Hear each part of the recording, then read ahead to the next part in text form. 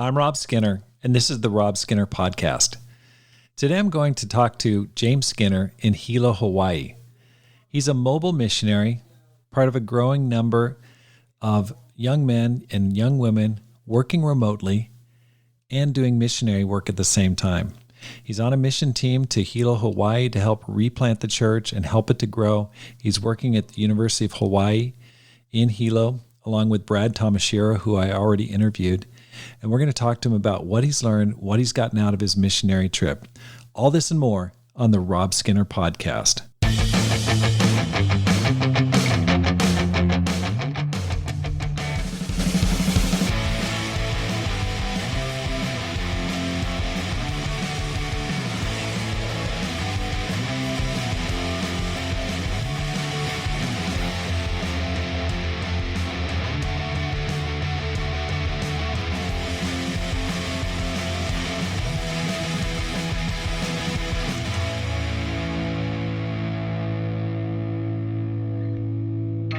Welcome back to the Rob Skinner Podcast. My goal is to inspire you to live a no-regrets life, to make this life count, and to multiply disciples, leaders, and churches. I want to invite you to the 2021 Climb Conference. If you're leading in a small church, small ministry, small group, you want to do missionary work, you want to grow, you want to be a leader, you don't want to miss this event. There's going to be inspirational speakers, practical instruction, personal growth. There'll be a curriculum given to you so you can come into 2022 and make it your best year ever in the ministry. There'll be massive encouragement.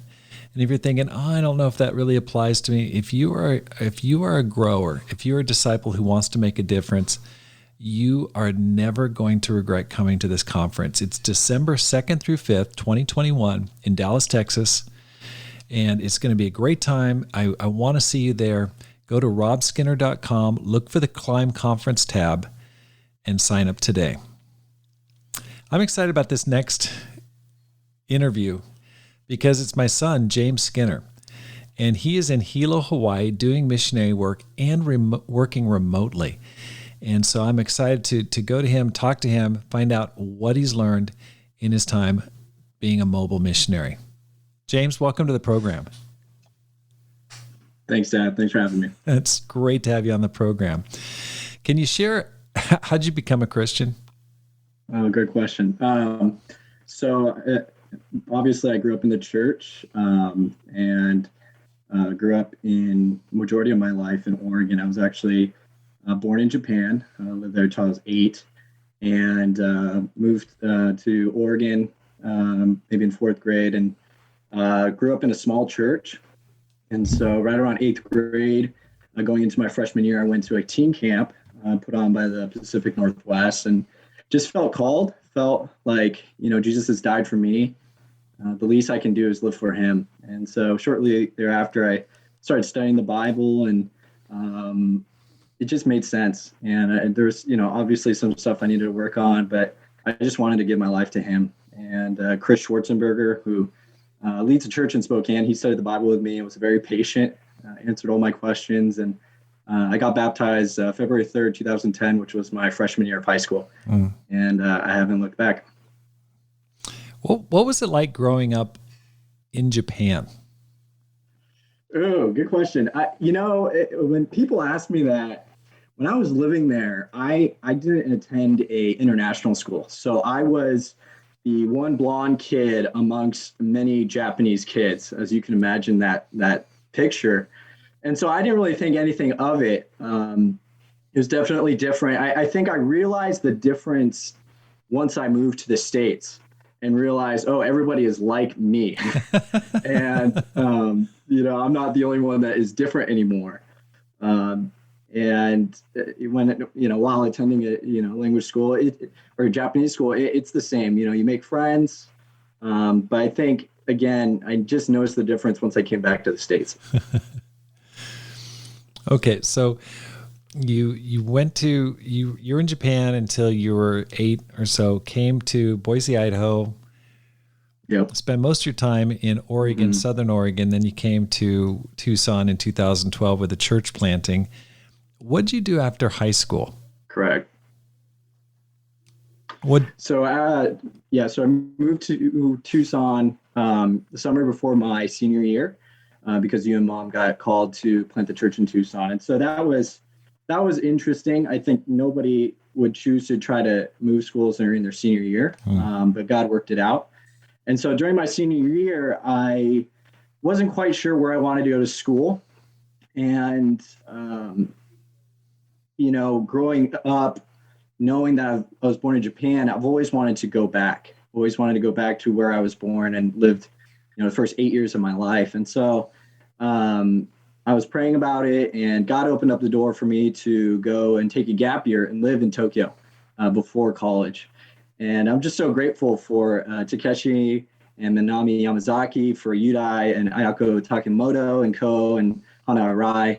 They just really welcomed me with warm arms. And to take an 18-year-old in a foreign country, that's a lot of work. And I was very, immature, but I was just wanting to go on an adventure and to go back to where I was born. And so that's what I did after high school for a year, and then went to college. So you went on a mission team right before your senior year. You went Correct. You moved to Tucson. What was that like? Can you talk about that? Yeah, to be honest, moving to Tucson was very difficult. It was very challenging. And I think the hardest part was it was such an exciting time in the kingdom. It was an exciting time in Arizona, exciting time for the Southwest to plant this church in Tucson.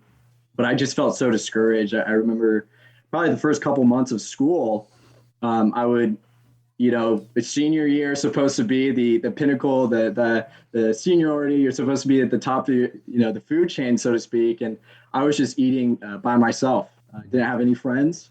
I was on the basketball team, but they just happened to not have the same lunch period as me. And so I would just go to the library and just sit by myself. And, that was very challenging, going from a small town in Ashland where I knew everybody knew me. And my life completely flipped upside down. And, slowly but surely, God just continued to work, and it just forced me to rely on him because I had nowhere else to go. And really it forced me to rely on my family. I don't know, me and my sister Ann became best friends because I was like, Ann, you're all I have. Right. And the mission team was so giving and loving. There's so many college students that always reached out and were willing to hang out with me. And, but it was interesting because I felt like I had this inward struggle of trying to establish myself, while at the same time, there's so many exciting things going on with the mission team, with the inaugural service, and just doing something new with the family, with you, Dad, going back into the full-time ministry, and Mom. It was an exciting time, but I just felt like this inward struggle. But it was just, it was definitely a tale of perseverance, practically starting over and having to go to a new school and try to establish myself again. It was an experience that I probably would never want to go back to, but I'm definitely grateful that I experienced it because it definitely shaped the man I am today and also helped my relationship with God to grow. I think many people would just really struggle with bitterness, anger, feeling resentment. You've somehow worked it out. You're still faithful, obviously, and continue to do missionary work. How did you work that out in your mind? I mean, it was obvious this huge sacrifice on your part. You're starting on the basketball team. I mean, you're a big man on campus in high school up in Oregon. How did you kind of work through that so that you could move forward without resentment or without looking back and just feeling angry? Ooh, that's a good one. That's a great question. I think sometimes I think of like that Robert Frost quote where it's like, go to the left or the right, go to the road less traveled. I think I just try to stay humble and focus on God the best that I can. And I think what really helped me at the end of the day was God truly blessed my effort in trying to put him first. And that really encouraged me and helped me to have resolve with quote unquote, what I lost as opposed to what I gained.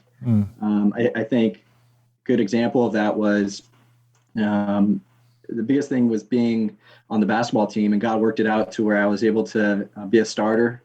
One of the best, we were the best in Southern Arizona. And so just the way that God worked through that. And then also one of the brothers, Marco Pellizzeri, he challenged me to have a Bible talk at my school.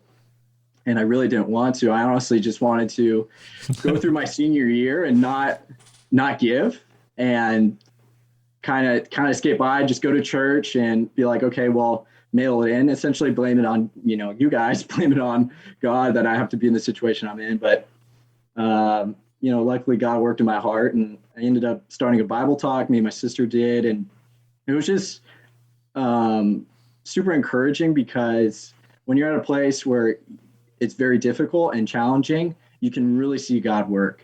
And I remember having just one visitor to a Bible discussion, and then it was 2, then it was 4, and then it was 8. And I finally, the real kicker was I put up a sign that said Bible plus pizza equals total awesomeness. And I printed out 4 posters and put them throughout the school. Because I knew just thinking, the entrepreneurial spirit was, I'm getting some numbers, but I think this can really take it to the top. And so, mom would come to the school with about, 8 or 9 Domino's pizzas, and I would just pick them up and go to whatever classroom had the Bible discussion in, and just would have a Bible discussion. And it was amazing. I think the last one of the year, I think we had 27 students there. Wow. And one of the students ended up becoming a disciple, was in the campus ministry for a little bit. And so I think that's kind of what helps me, whenever I struggle thinking, oh man, what did I lost this, or I lost blank, whatever it may be.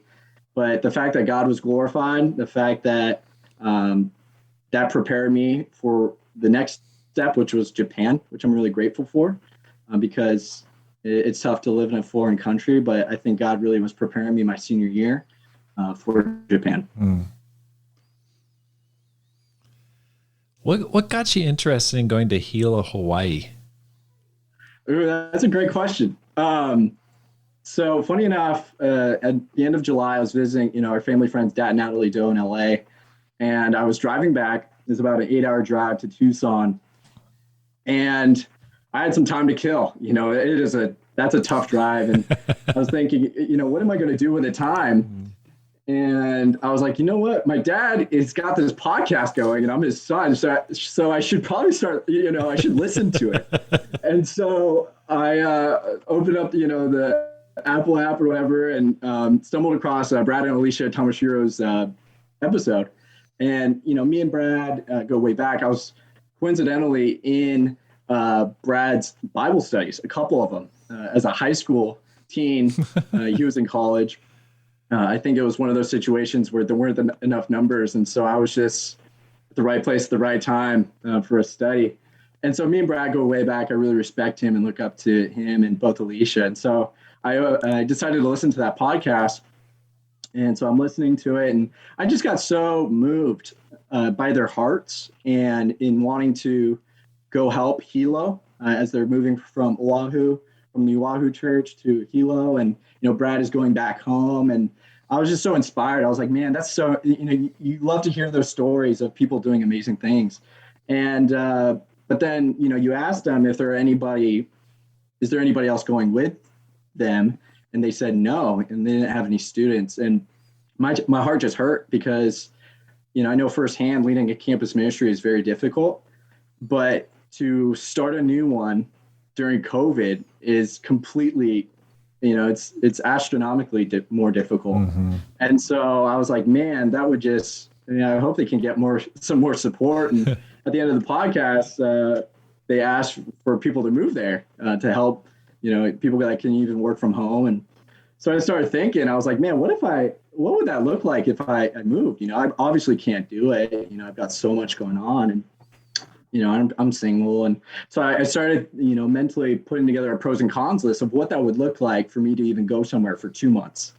And there was a lot of pros: being in Hawaii for 2 months, going on a complete adventure, completely putting myself out of my comfort zone, just all these things. There's so many pros. And the only con that I could think of was that I would have to go back and tell my coworkers that I wouldn't be able to join the Raytheon Rec League. And if that was coming up, the basketball league, I would really disappoint them because, they're really relying on me. And so I was like, wow, I could actually do this. Financially, I can make it work. And, with work, they're allowing me to work indefinitely from home. And so I can work from anywhere. Mm. And so I just started getting really excited. I was like, wow, that would really fire me up. That would really push me. That would really get me excited to just see what would happen. Right. And so I slept on it because, I tend to make some decisions that I think are just great ideas and ended up not becoming good ideas. So I had the wisdom this time to sleep on it. And I reached out to Brad and I was like, hey, Brad, praying for you guys. Is there, would it be possible if I could help out? I'd pay my own way and, help out whatever you guys need. And he got back to me shortly thereafter. And it was all just a whirlwind. A couple weeks later, I bought a ticket. And 3 weeks later, I was on a flight to Hilo. So how it happened, if you were to tell me, 2 months ago, even that I was going to be in Hawaii for a couple months helping out the church, I don't even know where Hilo is. To be honest, I don't even know. And I would be like, I don't think you know what you're talking about. So it's amazing of what God can do, especially during these times where, you can work from home and just the ability to go help out is just really cool. That's awesome. What's happened since you got there? Yeah. So I've been here about 5 weeks now. I'll be heading back here in 3 weeks or so. It's been super encouraging. If you've been to Hawaii, you kind of picture the at least everyone thinks I'm just on a beach all the time getting a tan, which, I'm still working on that part. But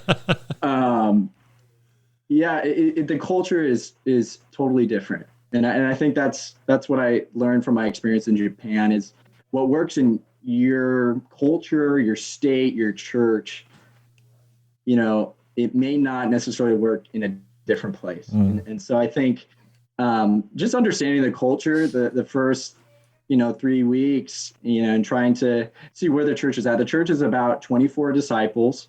And the church is amazing, just full of really faithful families who have persevered so much. And it's been so encouraging because before Brad and Alicia, there has not been a campus couple on campus for 15 years. Mm-hmm. And so it is this exciting time of a new age, a new hope of what this church can be now that there's going to be a campus presence. And it's been super encouraging. During Rush Week, one of the days I went on campus with Brad after work. And, we were just kind of walking around praying, trying to see the lay of the land, essentially. It was my first time. And we walk up to this group of guys and they're playing basketball. And I was in my flip-flops or slippers, I guess, here. But one of the guys called out and said, hey, would you guys like to play? And Brad's a wrestler. So he obviously said no. He's like, nope, I'm not playing. So I said, sure, why not? I'm kind of full adventure mode over here, even in flip-flops. And so we had a couple runs and, I was slipping and sliding everywhere. And we ended up getting to talk to the group of guys, and most of them were on the baseball team at Hilo and just got to talk and see where they're from. A lot of them had just moved there. And so just, talking shop, nothing too major. Well, what ended up happening is the next day, Brad was on campus and he ran into one of the guys who we played basketball with and asked him if he had any spiritual interests or wanting to grow in his relationship with God. And he said, yes. Wow. And so they ended up meeting later that week and have been meeting every week since. But what's really encouraging is that one guy keeps inviting more and more teammates on it, to the Bible study. That's awesome. So this past week, we met up with them and there was 3 of them. And Brad just got a call a couple days ago saying, hey, is it okay if I invite more of my teammates? They want to come. Oh, and so obviously Brad said, no, there's a limit to the amount of people that can come. But, so it's great to see, just like from one pickup game, what God can do. Wow. In trying to show athletes, not just to teach them, but to show them what it means to live a godly life. That's fantastic. What's it like working full time and doing missionary work? It is exciting. You get the best of both worlds. I think it's really gratifying because you feel very used and you feel like every day is an adventure and that you can make a difference. With the time difference, I am working still Arizona or West Coast time. So I work from anywhere from 5 to 2 or 6 to 3 in the morning. And afterwards I go with the flow. Out here, you go with the flow, and I'm just going with the flow. And so, it could be hanging out with people at night. It could be, going to the gym, reaching out there, getting time with disciples, whatever it may be. It kind of depends on the day. But I think that's the first word that comes to mind is gratifying, because what I love about it is you get to do both well, right? You can really give and honor God at work and also honor God after work. And I think that's what's been so encouraging through this process is when my coworkers ask me what I'm doing in Hawaii, right? That's kind of been the talk at work. They're like, this guy James over here is just going to Hawaii for a couple months. And it's been really good because it's forced me, they've known that I'm a Christian, but now they know that I am a Christian, if that makes sense. That, I'm going out to help a campus ministry.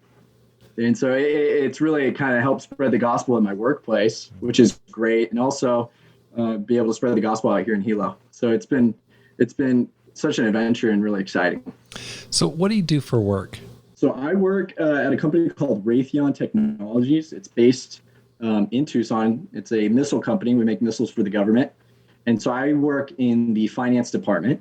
I studied at the University of Arizona. I studied finance and graduated in 2018. And shortly after, got the job working there. And so I've been at Raytheon for next month will be 3 years. And so I love my job. I really enjoy the challenge of it, and also love being able to, implement Jesus in the workplace. Because I think if we truly live out the way that Jesus calls us to live, you can only be successful at work. There's no other way, and you can totally be a light. And so I've really enjoyed my job in these past 3 years. That's awesome. What gets you up in the morning? What motivates you? What drives you? Yeah, to be honest, right now, what motivates me or gets me up is my job. I kind of wake up and start work right away. So I really have no choice, no sleeping in for me out here. Can't skip the quiet time or anything like that. But I think what excites me is just to challenge myself, to see where God can go, is to put myself in a position in which only God can move. And I think that's what's been great about this experience in Hilo is I'm here for 2 months, and I just ask God for it to feel longer, and it has. But I think that's, being, trying to grow the kingdom, I think excites me. Trying to help people in this hurting world excites me. There's just there's such a huge need. And I think that's what it inspires me is, it doesn't have to just be the church leader that does God's will. It's up to us as well. We're not in the ministry to put God first, to try to make a difference, to try to help that person to know Christ. And I think just being the best that, what God has given me, just to make the most of it. Right. What's it like living with Gary and Christy Roberson? Oh man. Yeah. So I should have mentioned that in the beginning. So Gary and Christy Roberson, they retired in Hilo. They decided to not just go to California and golf through retirement, but they wanted to serve God even while being retired. And so they moved out here in 2016 and have been doing an incredible job leading the church. And so I am actually living with them, and it has been amazing. I it's just like so humbling because they've kind of treated me as their own. And, we have dinner almost every night. And so we're always laughing, cracking jokes.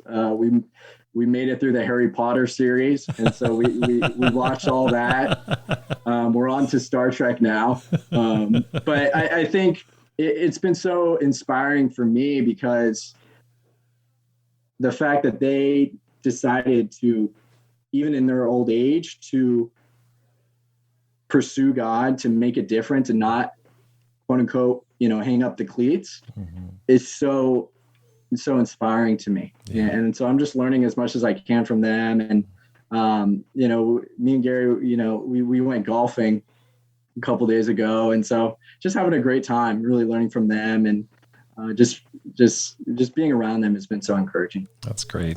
When you look back, you're 26 now. Yes. Okay. What's been your biggest spiritual victory? What do you look back and go, man, that was amazing? Yeah.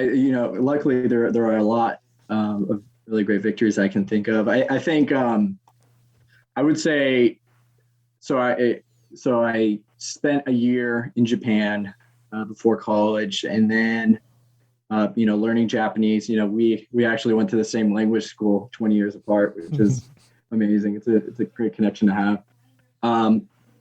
But, I think being out there, going to language school and then helping out the campus, kind of helping out as much as I can. I think it was definitely a challenge, understanding the culture, understanding not only the culture, but the language. Oh my gosh. There's many times where I would just cry, just like, man, will I ever figure this out? Will I ever?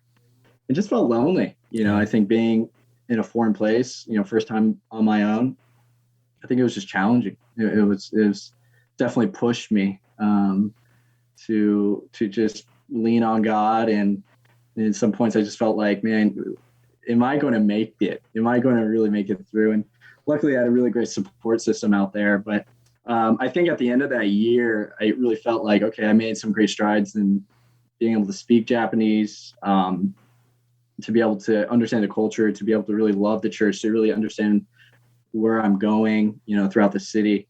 It wasn't until after my sophomore year of college, I had the opportunity to go back for a summer and, full-time, just help out the campus. And that was probably one of my best summers I've ever had. And because I felt like I could speak the language, I understood how to get around, and it felt like God was really moving powerfully. I remember, just going on campus, trying to speak that Japanese language, trying to chop it up.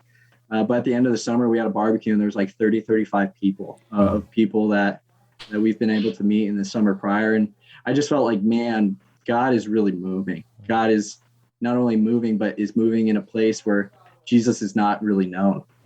And so I would say that was probably the biggest victory. I just felt like I knew the language, I knew the people. I really tried my best to love each person I met, and God really moved powerfully. What are your plans for the future? Like when you look 10 years down the line, you could just paint it any way you want. You just kind of like describe it. What would you like to see 10 years down the road? Great question. One thing I've been learning out here from Brad is it's okay to say, I don't know. Because I'm always trying to find the answer for everything. And I think 10 years from now, to be honest, I'm not sure. I think right now I'm taking it one role at a time with work and seeing where God guides me. And I think that's what's different about being in the singles is when you're in campus, you have this structure. You think one semester done, okay, next. And you kind of know what to expect. And, you have this freedom when you graduate. And so I think to answer your question, 10 years down the line, definitely I wouldn't mind, helping out in Japan. That would be a dream come true, to help the church and to serve in that way. But at the same time, I think I kind of milled it in of putting my 5-year plan together because God can definitely turn it upside down. I remember putting my 5-year plan what is it, 3 years ago, 2 years ago, okay, this is what I need to do. This is what I need to accomplish. And, a couple of weeks later, you asked me to lead the campus ministry at U of A. And so, those plans kind of went out the window. Right. So, yeah, I think I just want to seek God, to love him, to be close to him. And I want to just make a difference. I want to make a difference with my life, want to make the difference in the lives of other people, and love people along the way. What advice would you give for a person who wants to make this life count? I think one thing is many people shortchange themselves thinking they can't do it. They say, oh, that's for other people, it's not for me. And they kind of minimize what they can actually do. And I think that's the thing that is probably the hardest part, is believing that you can make a difference. I think that's step number one, believing that you have the power to change.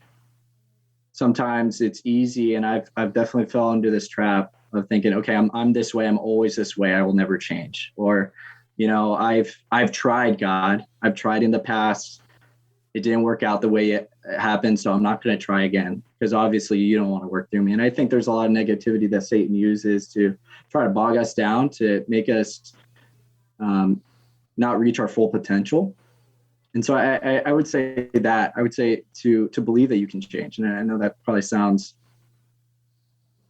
not incredibly straightforward, and it's a lot more difficult than it sounds. But I would say that is one thing. I would also say having really good friends, and having good friends that are on the same wavelength as you are, because I think that is how you really see great things happen.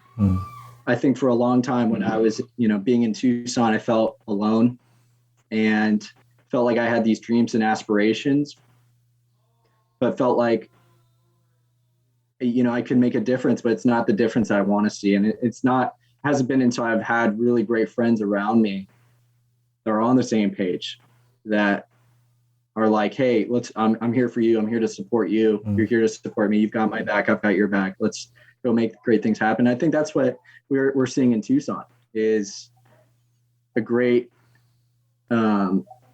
camaraderie of people wanting to do great things.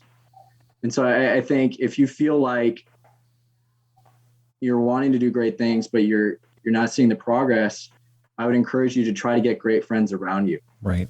Who are wanting to go in the same direction, because that's what we need. There's a reason why Jesus started with 12, not 2, 3, there's a Bible, there's a Bible talk. There's an energy when you get more than one person going in the same direction. So I would say those two things. Knowing what you know now, would you go back and work remotely and do missionary work? Would you do this again? Oh, yes. 100%. I think it's really pushed me out of my comfort zone. I know I've said that before. But I think it really humbles me and really opens up my eyes to what little you can do to make a huge difference. For example, when I arrived here in Hilo, 3 days later, the governor said, don't come to Hawaii.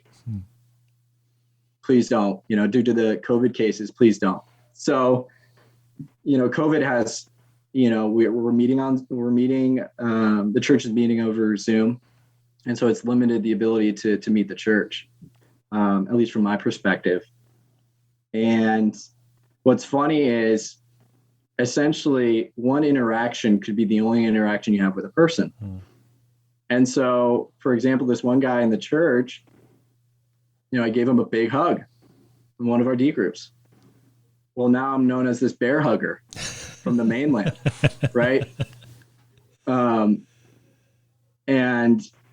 I think we really shortchange ourselves of what the impact we can make by just truly loving other people, by texting them, seeing how they're doing, by grabbing lunch, by inviting other people to church. I know from myself, I can overcomplicate it. I think, okay, I need to, reach out to 10,000 people before I can make a difference. And to be honest, it could be just one. In my case, it was a basketball game in which I was in flip-flops in the rain and slipping all over the place. That's resulted in this, baseball Bible talk here at Hilo. Right. And so I think that's what it's really taught me. It's really kind of exciting. It's really revived my faith, not revive, but really increase my faith. Like Timothy says, Paul says that Timothy fans the flame. But it's just been really encouraging and gratifying to do both, to work, to make a difference through work, but also to make a difference, and especially in a small church, because I think sometimes, I'm speaking to that person who's in a bigger ministry who feels like they can do more, but they're just like, maybe the opportunity isn't there. And I just want to talk to you. You can go to a small church and make such a huge difference. It can be such a source of encouragement and really change people's lives in ways that you wouldn't even think possible. And I think that's what I'm realizing is just the little things that you can do really make a big difference. Yeah. So I would highly encourage people to do this more. It doesn't have to be, you don't have to commit your life to it. But I think doing 2 months, 3 months, with the right situation, it will not only benefit your relationship with God, but it will have a tremendous impact with the people that you become in contact with. That's awesome. I just got to ask you, James, are you going to the Climb Conference this December? I am. I'm fully registered, ready to go. And by no means, I am not a church leader, right? But I'm excited to go because I want to learn.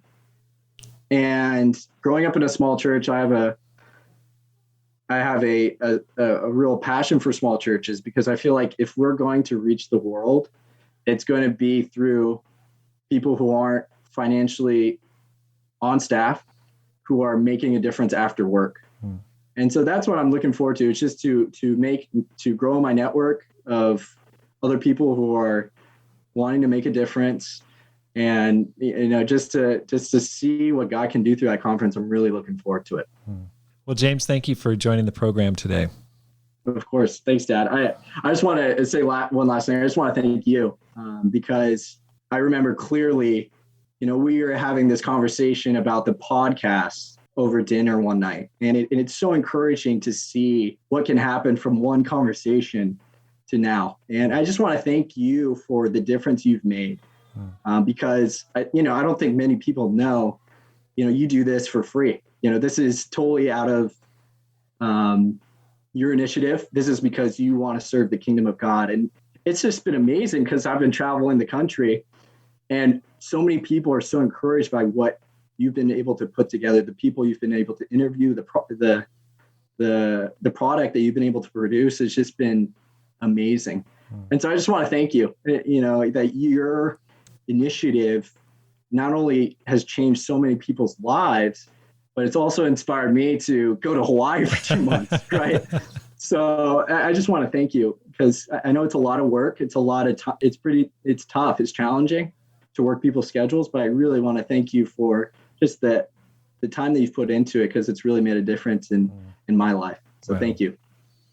Thank you, James. I am super proud of you, and proud of what you're doing, the way you're living your life. Appreciate it. And I talked to Nathan Tripke, and I wanted to put together a series on mobile missionaries, and what you guys are doing is awesome. And I just told Nathan, I said, I wish there were 1,000 people like you guys, just going all over to make a difference. And I'm inspired by what you're doing, and I want to wish you all the best. And I know your mom and I can't wait for you to come back, but we're super proud of what you're doing. Can't wait for that. I know. I miss you guys. Definitely miss you guys. All right. Thanks for the time. Love you. Talk to you soon. Thank you so much for joining the Rob Skinner podcast.